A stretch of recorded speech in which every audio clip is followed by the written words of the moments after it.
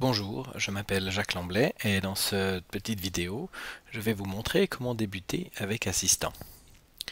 Donc tout d'abord, pour ouvrir le programme la première fois, vous avez dû insérer le numéro de série et puis vous arrivez sur cette liste qui est vide puisque c'est la liste qui contiendra les patients, mais pour l'instant, il n'y a aucun patient. Donc ce que nous allons commencer par faire avant de créer le premier patient, c'est de créer au moins une caisse maladie, une assurance, et un médecin. Donc l'assurance, c'est la tête du petit cochon. L'explicatif par rapport au cochon, c'est la crousie. Donc la tête du cochon qui contient les sous. Voilà comment je décris l'assurance. Alors, euh, ici, on a une liste qui est vide également. Donc je vais cliquer sur le petit plus qui se trouve ici, qui va me permettre de créer une nouvelle assurance. Donc je clique sur plus. On me demande si je souhaite créer une nouvelle entrée. Entre parenthèses, au début, le programme va vous poser les questions chaque fois que vous voulez créer quelque chose de nouveau. Ensuite, on verra dans les préférences comment régler le programme de manière à ce qu'il ne vous pose plus cette question quand vous avez l'habitude de faire cette manipulation et vous ne souhaitez pas être arrêté sans arrêt à ce niveau-là. Donc je vais cliquer sur oui parce que je souhaite créer une nouvelle entrée. Et là je vais mettre le nom de ma caisse, le complément, l'adresse principale. Notez ici que nous avons une adresse médecin conseil et une adresse principale. Il est possible que certains courriers soient adressés plutôt au médecin conseil, auquel cas on mettra donc l'adresse du médecin conseil à droite et l'adresse principale à gauche. Et grâce à cette petite touche ici, nous pourrons choisir si nous souhaitons pour le courrier, pour la correspondance, utiliser l'adresse du médecin conseil à droite ou l'adresse principale à gauche. Alors, j'invente l'adresse. Remarquez ici que quand vous tapez un numéro postal et que vous appuyez sur tabulation, eh bien, le programme automatiquement trouve la localité appropriée au numéro postal et ceci est valable pour toutes les adresses que vous allez entrer dans Assistant. Utilisez la touche tabulation pour passer à la rubrique suivante et ainsi de suite.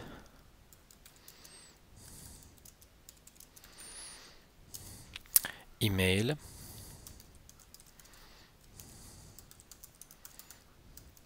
Remarquez ici également pour le email, toutes les adresses email qui sont renseignées peuvent être adressées directement. Si vous cliquez maintenant sur le libellé, vous pouvez envoyer un email à cette adresse.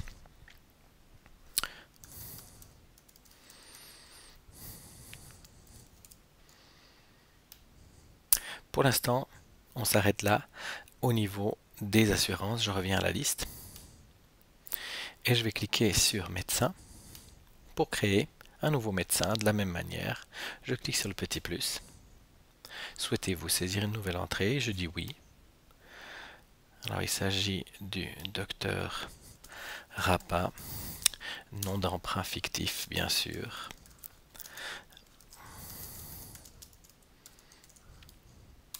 Et là, on va être un peu créatif. Et là, vous avez une liste des cantons. Vous pouvez aussi taper simplement pour le canton de Vaud ou n'importe quel canton d'ailleurs. V, voyez, il vous propose Valais et si vous tapez AU, il change en Vaud. Tout ça, ce sont des petits moments précieux de temps gagné. J'appuie sur tabulation et je me rends au champ téléphone, fax, etc. Email, même chose.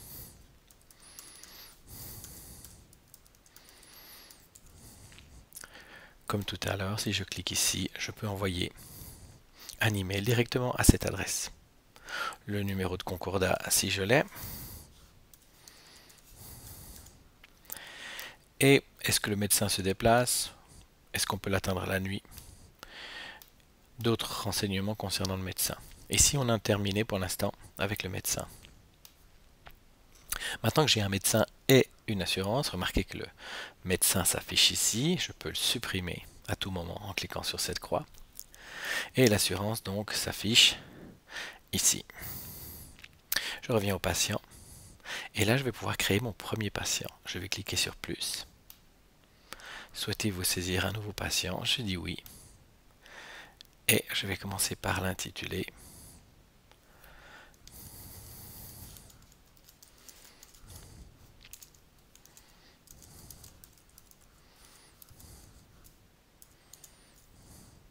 Toujours, je tape le numéro postal et ainsi la localité apparaît.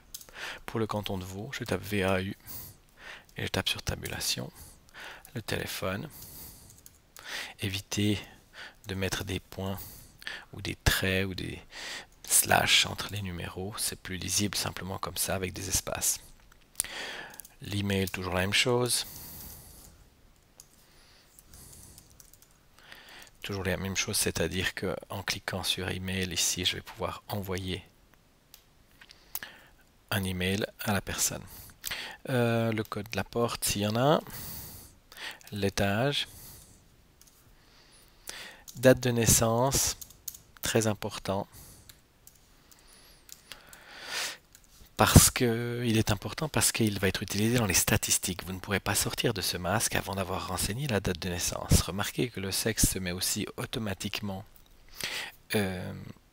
ici sur masculin à partir du moment où je mets monsieur. Si je mets madame, vous voyez, il passe en féminin. J'ai pas d'incidence, de réglage à faire à ce niveau-là. Ce sont des réglages qui sont bloqués pour des raisons de statistiques. Je peux mettre le numéro d'assuré ici si je le connais. Et là, c'est intéressant, je vais pouvoir assigner à ce patient un médecin et une assurance. Et je vais retrouver dans la liste des médecins ici, le médecin que j'ai créé tout à l'heure. Même chose pour l'assurance, je vais trouver la caisse que j'ai remplie tout à l'heure. Bien sûr que plus tard, quand vous aurez plusieurs médecins et plusieurs caisses, vous aurez ici une liste déroulante avec plus de choix. Ici, possibilité de mettre des remarques.